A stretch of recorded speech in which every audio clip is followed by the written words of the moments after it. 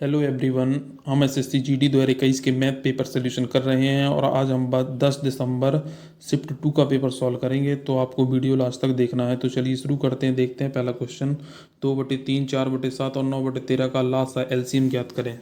तो देखो फ्रैक्शन का एलसीएम कैसे ज्ञात करते हैं। 2/3 है, 4/7 है, 9/13 है। जब भी फ्रैक्शन का एलसीएम निकालना हो तो जो निकालना हो उसका ऊपर में अंश में निकाल देते हैं और इसके बाद ये एस सी एफ उसमें निकाल देंगे हर में। ठीक है, तो इसका एलसीएम क्या हो जाएगा, 9 चौको 36 हो जाएगा। अब देखो ये सब तीनों प्राइम नंबर है ना, तो इसका एस सी एफ 1 हो जाएगा क्योंकि इसमें कोई किसी का फैक्टर नहीं है, तो इसका आंसर 36 हो जाएगा। सेकेंड नंबर आंसर हो जाएगा। इस तरीके से करेंगे। नेक्स्ट क्वेश्चन देखेंगे। 15% वार्षिक ब्याज की दर पर 2 वर्षों के लिए किसी निश्चित धनराशि का साधारण ब्याज 10% वार्षिक ब्याज की दर पर 2 वर्षों के लिए 5,000 के चक्रवृद्धि ब्याज का आधा है, तो साधारण ब्याज वाली राशि कितनी होगी। तो देखो ये दर कितनी दी है, दर दी है 10%। 10% दर दी है, तो देखो इनका 2 साल का सीआई क्या होगा 10% वार्षिक ब्याज की दर से 21% होता है ना। तो देखो 5,000 का 21% निकालेंगे तो कितना आएगा, 21×5 105। तो देखो ये आ जाएगा 1050। अब इसने बोला 15% वार्षिक ब्याज ब्याज की दर पर 2 वर्षों के लिए किसी निश्चित राशि का साधारण ब्याज।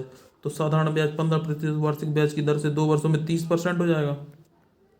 ठीक है, और ये है 1050 और ये इसका आधा है, बोला चक्रवृद्धि ब्याज का आधा है, तो बस निकाल लेना है। तो क्या हो जाएगा ये, देखो 1050/2 इंटू 30 और ये 100।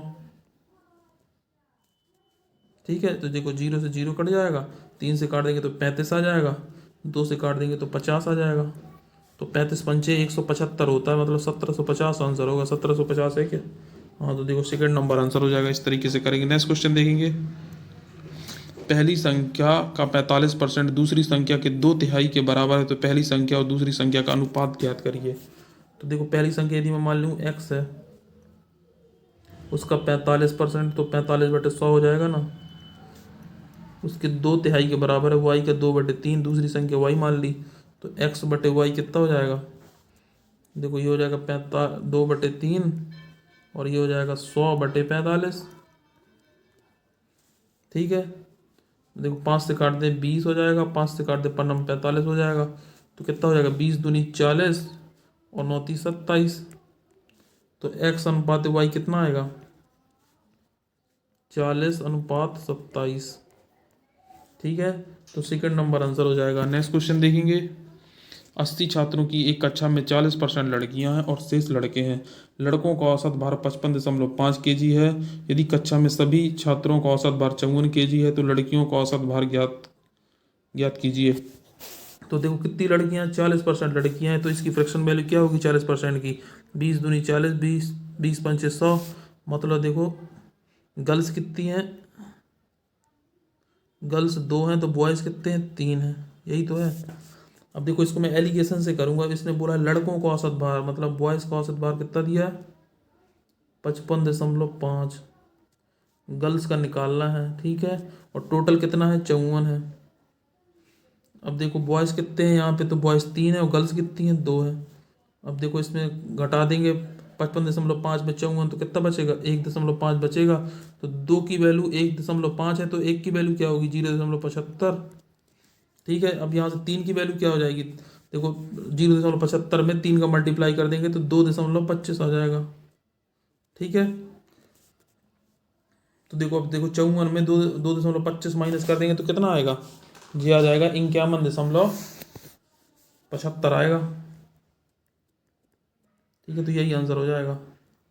ठीक है, देखो 54 में ये 2.25 माइनस कर देना तो 51.75 आएगा। फोर्थ नंबर आंसर हो जाएगा। नेक्स्ट क्वेश्चन देखेंगे।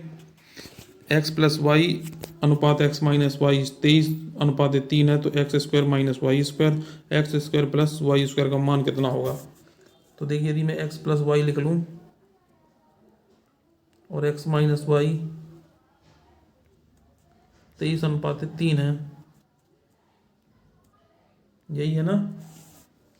देखो इसको मैं योगांतर अनुपात लगा दूं तो देखो क्या हो जाएगा, ये दोनों x+y x - y जुड़ जाएंगे तो कितना आ जाएगा, ये 2x आ जाएगा और ये 2y आ जाएगा। 23 3 26 हो जाएगा, और 23 माइनस 3 कितना हो जाएगा, 20 हो जाएगा। देखो 2 से 2 कट जाएगा, x बटे वाई, और ये आ जाएगा 13 बटे 10। बस अब वैल्यू पुट कर देना, तो एक्स स्क्वायर की जगह 13 का स्क्वायर 169, ठीक है, 10 का स्क्वायर 100, और देखो 13 का स्क्वायर 169 और 10 का स्क्वायर 100, तो 69/269 आंसर आएगा ना, ठीक है। तो ये थर्ड नंबर आंसर हो जाएगा। नेक्स्ट क्वेश्चन देखेंगे। 25 पुरुष को प्रतिदिन 6 घंटे कार्य करते हुए एक निश्चित कार्य को पूरा करने में 16 दिन लगते हैं। प्रतिदिन 8 घंटे कार्य करते हुए 5 दिनों में कार्य पूरा करने के लिए कितने पुरुषों की आवश्यकता होगी। तो देखो 25 पुरुष प्रतिदिन 6 घंटे काम करते हैं, तो निश्चित कार्य को करने में 16 दिन लगते हैं। अब देखो प्रतिदिन 8 घंटे कार्य करते हुए 5 दिनों में पूरा करने के लिए कितने पुरुषों की आवश्यकता होगी, मतलब मैन कितने आएंगे। देखो 8 से काट देंगे 8 दूनी 16, 5 से काट देंगे 5 25, तो कितने पुरुष लगेंगे, 5 6 का 30, 30 दूनी 60। सिंपल क्वेश्चन था टाइम एंड वर्क का। आगे बढ़ेंगे। एक दुकानदार अपनी वस्तु को पर क्रय मूल्य से 20% अधिक मूल्य अंकित करता है। वह अंकित मूल्य पर 1/4 वस्तुएं बेचता है और शेष वस्तुओं को अंकित मूल्य पर 30% की छूट पर बेचता है, तो उसका लाभ हानि प्रतिशत कितना होगा। तो सबसे पहले देखो क्या है, 1/4 है ना, 1/4 होता है। मैं मान लूँ 4 वस्तुएं हैं और 100 रुपये की एक वस्तु है, तो उनका टोटल क्या हो जाएगा, 400 का हो जाएगा, ठीक है। उसने क्या बोला है, वह अंकित मूल्य पर 1/4 वस्तु बेचता है, तो देखो 400 का 1/4 कितना आ जाएगा, 100 आ जाएगा।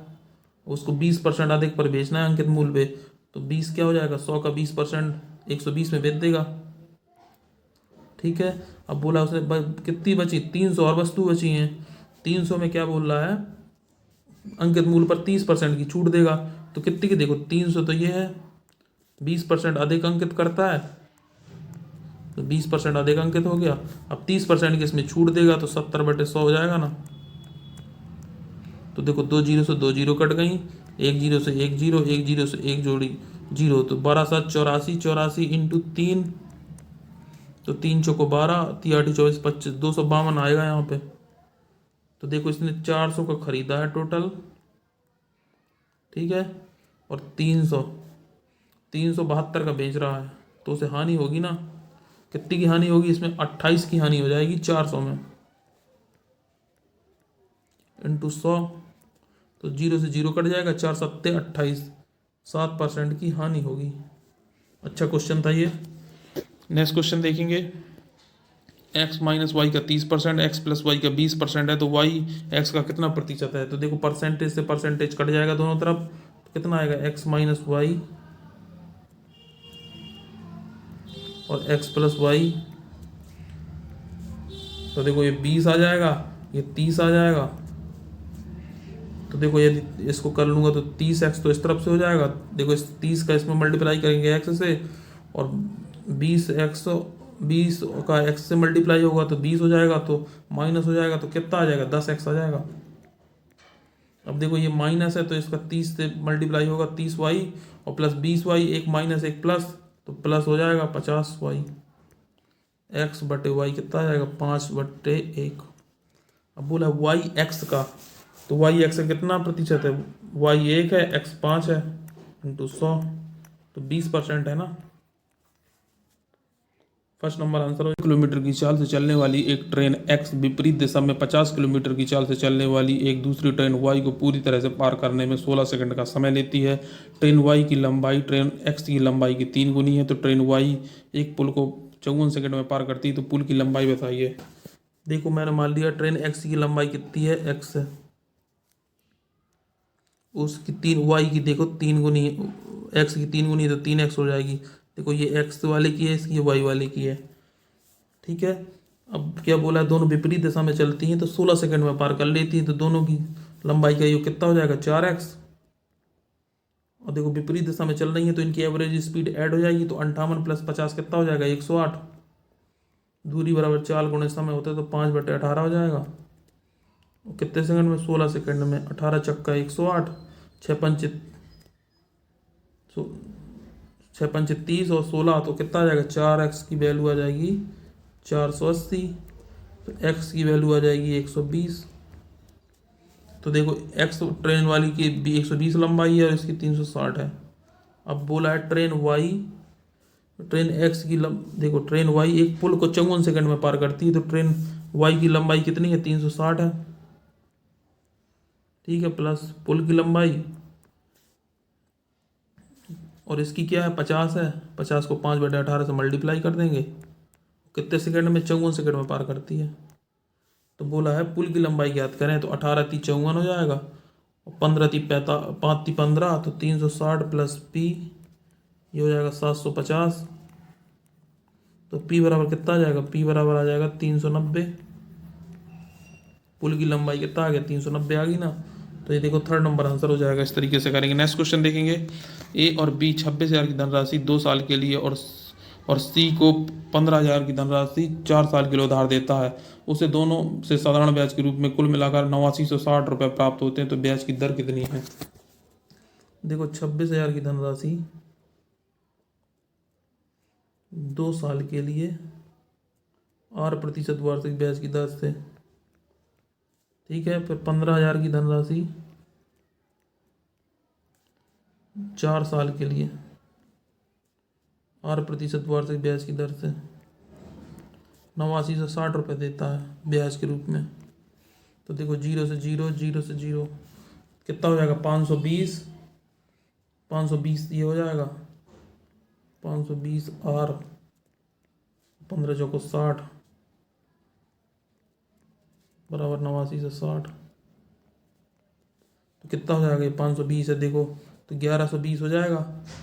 1120 की वैल्यू है 8960।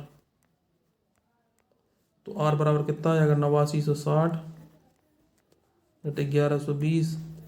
तो 0 से 0 काट देंगे, तो कितना आएगा? 8% आ जाएगा ना। ठीक है, तो फर्स्ट नंबर आंसर हो जाएगा। नेक्स्ट क्वेश्चन देखेंगे। ए की आय बी की आय से 40% अधिक है। सी की आय ए बी की कुल आय से 30% कम है, तो ए की आय सी की आय से कितने प्रतिशत कम है? देखो ए है, बी है और सी है। देखो ए की आय बी की आय से 40% अधिक है, तो ये 100 है, ये 140 है। अब बोला सी की आय ए बी की कुल आय से 30% कम है, तो ए बी की कुल आय कितनी है? 240। ए बी की कुल आय से 30% कम है, तो 240, क्या 30% कम है तो 70% होगा, तो 0 से 0 कट जाएगा, तो ये 168 आ जाएगा। अब बोला ए की आय सी की आय से कितने प्रतिशत कम है, तो देखो कितनी? 28 कम है ना। 28 कम है कितने से? 168 से, इंटू 100। 28×3 = 84, 28×6 = 168, तो 100/6 आ जाएगा, तो कितना आएगा? 16 सही 2/3% आ जाएगा ना। थर्ड नंबर आंसर हो जाएगा। नेक्स्ट क्वेश्चन देखेंगे। एक खुदरा विक्रेता 1125 में एक रिक्शा खरीदता है, पर उसके उपरिव्यय में 75 रुपये खर्च करता है। यदि वह रिक्शे को 1380 में बेचता तो उसका प्रतिशत लाभ ज्ञात कीजिए। तो देखो पहले उसका सीपी देख लेंगे। सीपी कितना है? 1125 में खरीदा है और 75 में व्यय करता है, तो कितने रुपये आ जाएगा? 1200 आ जाएगा ना उसका सीपी टोटल। और एसपी कितना है? 1380। तो उसे कितने का लाभ होता है? 180 का लाभ होता है ना। 180 का लाभ होता होगा। यहाँ से देखो 180 है ना ज़्यादा, कितने में? 1200 में, इंटू 100। 0 से 0 तो कितना आ जाएगा? 15% आ जाएगा। थर्ड नंबर आंसर हो जाएगा। नेक्स्ट क्वेश्चन देखेंगे। 45 छात्रों की कक्षा की औसत आयु 18 वर्ष है। 35 छात्रों की औसत आयु 10 वर्ष है, तो शेष 10 छात्रों की औसत आयु कितनी होगी? देखो 45 छात्रों की औसत आयु 18 वर्ष है, और कितनी है बोला? 35 छात्रों की औसत आयु 15 वर्ष है। तो देखो 45×18 में 35 माइनस 35×15 कर देंगे, तो कितना आ जाएगा? 18×5 = 90, 18×4 = 72, 9×81 810 आ जाएगा। माइनस 15×5 = 75, हासिल 7, 15×3 = 45, 5×52 525 हो जाएगा। तो कितना बचेगा? देखो 250 ही बच जाएगा ना, तो 10 है, तो 28.5 आंसर आ जाएगा। फर्स्ट नंबर आंसर होगा। नेक्स्ट क्वेश्चन देखेंगे। एक नाव धारा की दिशा में एक निश्चित दूरी को तय करने में 2 घंटे का समय लेती है, लेकिन धारा की विपरीत में समान दूरी तय करने में 3 = 1/4 घंटे का समय लेती है। तो धारा की चाल 5 किलोमीटर पर आवर है, तो शांत जल में नाव की चाल ज्ञात करें। तो देखो धारा की दिशा में है, तो धारा की दिशा डाउन स्ट्रीम है और ये यू होगा अप स्ट्रीम। तो टाइम का रेशियो दिया है, टाइम का रेशियो कितने 2 घंटे है, और इसके बाद 4 3 12 13/4 है, 13/4 घंटे है। तो देखो यदि मैं टी को लिख लूँ 8:13, तो स्पीड कितना हो जाएगा इसका, देखो उल्टा हो जाएगा ना, क्योंकि डिस्टेंस सेम है दूरी, तो 13 से 8 हो जाएगा। ठीक है, तो देखो डी बराबर क्या होता है, डी बराबर डाउन स्ट्रीम बराबर होता है एक्स प्लस वाई, और यू बराबर क्या होता है एक्स माइनस वाई। तो जो एक्स होता है वो बोट की चाल होती है, ठीक है, बोट की, ठीक है, और वाई क्या होता है उसकी धारा की चाल होती है, स्ट्रीम, ठीक है, ये याद रखना। ठीक है, तो देखो अब मुझे क्या इसमें बोला है, धारा की चाल मतलब वाई की चाल दी है स्ट्रीम की, ठीक है। तो देखो इसको कैसे निकालते हैं, यदि मुझे एक्स निकालना है, डी और यू दिया है, तो क्या करेंगे, डी एक्स को निकालने के लिए डी प्लस यू करके 2 का डिवाइड कर देंगे। अब जब वाई निकालना है तो डी माइनस यू करके 2 का डिवाइड कर देंगे। तो एक्स यहाँ से देखो 13 8 21, तो कितना आ जाएगा, देखो 13 8 21, तो 21/2 आ जाएगा, और 13 माइनस 8 तो 5/2 आ जाएगा। तो देखो ये 2 2 कट जाएंगे, तो 21 और 5 आ रहा है। अब उसने बोला है धारा की चाल दी है, धारा की चाल देखो 5 दी है, ठीक है, तो 5 है, तो देखो क्या निकालना, शांत जल में नाव की चाल, तो नाव की चाल 21 हो जाएगी ना, क्योंकि एक ही है, एक बार गया है। इस तरीके से करेंगे। नेक्स्ट क्वेश्चन देखेंगे।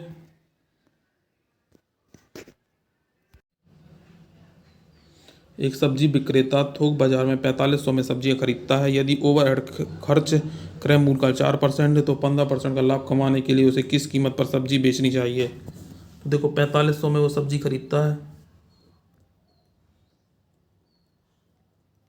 4% उसका क्रय मूल्य, मतलब क्रय मूल्य पर ओवरहेड खर्च है, तो इसका निकाल लेंगे तो कितना आ जाएगा, 45 चौको 180 आ जाएगा। तो देखो टोटल कितना हो जाएगा, 4680 हो जाएगा उसका क्रय मूल्य। अब उसमें बोला 15% का लाभ कमाना है, तो 115/100 हो जाएगा। 5 से काट देंगे तो 23, और 5 से काट देंगे 20, तो 0 से 0, और 234 हो जाएगा ये। 234 इंटू 23 कर देंगे, 23 चौको 92 हासिल 9, 23 3 69 9 78 हासिल 7, 23 दूनी 46 7 53, तो 5382 आंसर आ जाएगा। ठीक है, सेकंड नंबर आंसर होगा। नेक्स्ट क्वेश्चन देखेंगे। दो संख्याओं का एलसीएम और उसका एचसीएफ, दो संख्याओं का एलसीएम और उसके एचसीएफ का 12 गुना है। यदि एक संख्या 15 है और मासा और लासा का योग 65 है, तो दूसरी संख्या ज्ञात करें। क्या बोला है उसने, देखो एलसीएम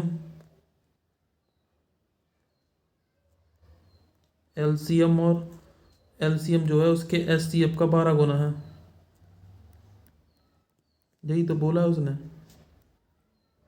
अब उसने बोला एलसीएम और एचसीएफ का योग 65 है, तो देखो एलसीएम कितना है, 12 एचसीएफ के बराबर है, एलसीएम हो, अब ये देखो एचसीएफ हो जाएगा, दोनों का योग कितना है 65 है, तो 13 एचसीएफ बराबर कितना हो जाएगा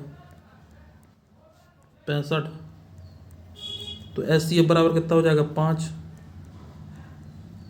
ठीक है, जो है अब उसने बोला एक संख्या 15 है, तो दूसरी संख्या निकालना है। तो फॉर्मूला क्या होता है, एक संख्या गुणे दूसरी संख्या, एलसीएम इंटू एचसीएफ।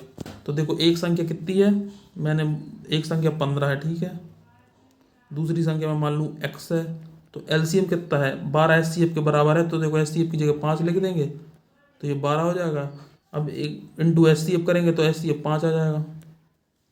तो देखो कैसे हो जाएगा, ये देखो 5 3 15, 3 चौको 12, तो x बराबर कितना आ जाएगा 20 आ जाएगा। फोर्थ नंबर आंसर हो जाएगा। नेक्स्ट क्वेश्चन देखेंगे। एक वस्तु उसके क्रय मूल्य से 60% अधिक अंकित किया गया। यदि वस्तु को बेचने पर 20% का लाभ होता है, तो उसके अंकित मूल्य पर दी गई छूट प्रतिशत ज्ञात करें। ठीक है, तो देखो एक वस्तु को उसके अंकित मूल्य से 60% अधिक अंकित किया गया है।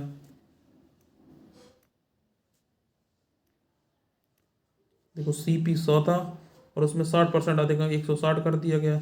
यदि वस्तु को बेचने पर 20% का लाभ होता है, मतलब ये बेचेगी तो 20% का लाभ होगा, तो कितने की छूट दे दी जाएगी, 40 की दे दी जाएगी। 40 की छूट दे दी 160 में, इंटू 100, 20 दूनी 40, 20 अट्ठे 160। ठीक है, 4 से काट देंगे 4 25 और 4 दूनी 8, 2 से 2 काट देंगे तो 25% आ जाएगा। ठीक है, नेक्स्ट क्वेश्चन देखेंगे। देखो ये सिंप्लीफिकेशन क्वेश्चन है, इसको मैं सॉल्व करूंगा। तो देखो 5 है, इसको क्या करेंगे 6/5 कर देंगे, भाग लगा कैसे, इंटू 6 माइनस 1 2 इंटू 2। तो देखो 5 से काट देंगे तो 36 आ जाएगा, माइनस 4 तो 32 आंसर आ जाएगा ना। नेक्स्ट क्वेश्चन देखेंगे 22वां क्वेश्चन है। एक लंब वृत्तीय बेलन जिसके आधार का क्षेत्रफल 40 सेंटीमीटर स्क्वायर है और ऊंचाई 7 सेंटीमीटर है, तो उसका आयतन कितना होगा। तो देखो आधार का क्षेत्रफल क्या होता है, पाई आर स्क्वायर होता ना। तो पाई की जगह 22/7 आर स्क्वायर लिख दूंगा, इंटू 40। तो आर स्क्वायर बराबर कितना आ जाएगा, 40 इंटू 7/22। तो इसका आयतन क्या होता है, पाई आर स्क्वायर है, तो पाई की जगह 22/7, आर की जगह देखो आर स्क्वायर ये पूरा लिख देंगे, तो 40 इंटू 7/22। और एच कितना है, 7 है, तो 7 कर देंगे। तो देखो 22 से 22 कट जाएगा, 7 से 7 कट जाएगा, तो 40 इंटू 7 कितना हो जाएगा, 280 हो जाएगा ना। तो देखो थर्ड नंबर आंसर हो जाएगा। नेक्स्ट क्वेश्चन देखेंगे। यदि किसी आयत का परिमाप 50 सेंटीमीटर है, उसके विकर्ण की लंबाई 23 सेंटीमीटर है, तो आयत का क्षेत्रफल कितना होगा। तो देखो आयत का परिमाप क्या होता है, 2a + b बराबर 50। तो देखो a + b कितना आ जाएगा, 25। ठीक है, उसके विकर्ण की लंबाई क्या होती है, √a² + b²। कितना होता है, ये 23 है, तो इसका स्क्वायर कर देंगे तो कितना आ जाएगा, 529 आ जाएगा। तो आयत का क्षेत्रफल क्या होता है, देखो फॉर्मूला लगा दूंगा, जैसे मैं a + b का होल स्क्वायर, ये लगा दो, a² + b² + 2ab। यदि मैं ये लगा दूं, थोड़ा सा इसको छोटा कर लूं, ठीक है। तो देखो a + b क्या है, 25 है ना, 25 का होल स्क्वायर कितना आएगा, 625। और a² b² की जगह 529 + 2ab। तो कितना ये बचेगा, देखो माइनस कर देंगे तो 2ab बराबर आ जाएगा 625। तो देखो ये देखो 625 में 529 माइनस हो जाएगा, तो कितना बचेगा, ये 96 बच जाएगा। तो a + b कितना आ जाएगा, 48 आ जाएगा।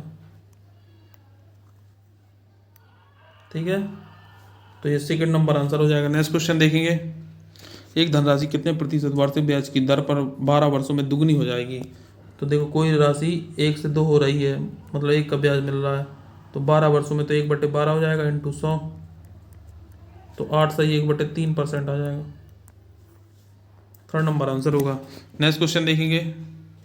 एक वस्तु का अंकित मूल्य 900 है, यदि कोई दुकानदार 36% छूट देने के बाद भी 20% की हानि पर बेचता है, तो वस्तु का क्रय मूल्य ज्ञात करें। तो देखो वो क्या है, वस्तु का अंकित मूल्य MP है 900, 36% की छूट देगा तो कितने में बेचेगा, 36% की छूट देगा तो 74% में बेच देगा, नहीं 64% में, इंटू 100। ठीक है, 64% में उसने बेच दिया, तो कितना आ जाएगा, 0 से 0, 9 चौको 36 और 9 छक्का 54 और 3 9 चौको 36 हासिल 3 9 छक्का 54 3 57 576। ठीक है, उसने बोला 20% की हानि हो रही, तो ये 80% की वैल्यू होगी, इंटू 100, 20 पंचे 100, 20 चौको 80, 4 से काट देंगे, 4 एकम 4, 4 चौको 16, 4 चौको 16, तो कितना आ जाएगा, 720 आ जाएगा ना। वस्तु का क्रय मूल्य 720 होगा। इस तरीके से करना है। नेक्स्ट क्वेश्चन देखेंगे।